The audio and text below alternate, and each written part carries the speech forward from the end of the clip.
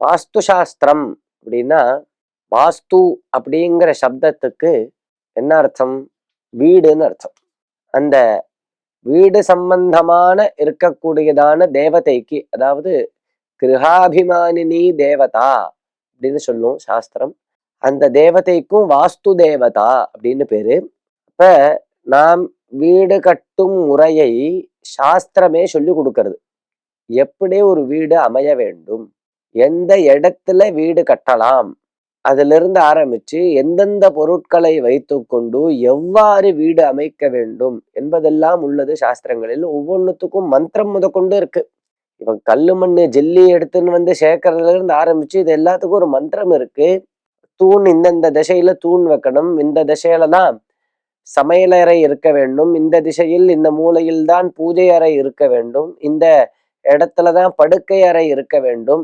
இவ்வாறு பல நியமங்களை சாஸ்திரம் சொல்லி கொடுக்கறது. எதுக்கு இப்படி எல்லாம் சொல்றது அப்படின்னா, அப்படி எப்படி இருந்தா அந்தந்த இடத்துல நடக்க வேண்டியதான காரியங்கள் சரியான முறையில நடக்கும். அக்னி மூலையில ஒரு எது அமைக்கணும்னு சொல்லப்பட்டிருக்கோ அதை அமைச்சிருந்தா அந்த தேவதையினுடைய பிரசாதம் அதற்கு கிடைக்கும். அதுக்கும் அந்த தேவதைக்கும் அந்த காரியத்துக்கும் சம்பந்தம் உண்டு. இந்த மாதிரி விஷயங்களை சொல்லக்கூடிய சாஸ்திரம் தான் வாஸ்து சாஸ்திரம். இது வாஸ்தவமானதுதான். வாஸ்து சாஸ்திரமானது வாஸ்தவமான சாஸ்திரம், அதாவது உண்மையான சாஸ்திரம் தான். இதை கட்டாயம் நாம் கடைபிடிக்க வேண்டியது.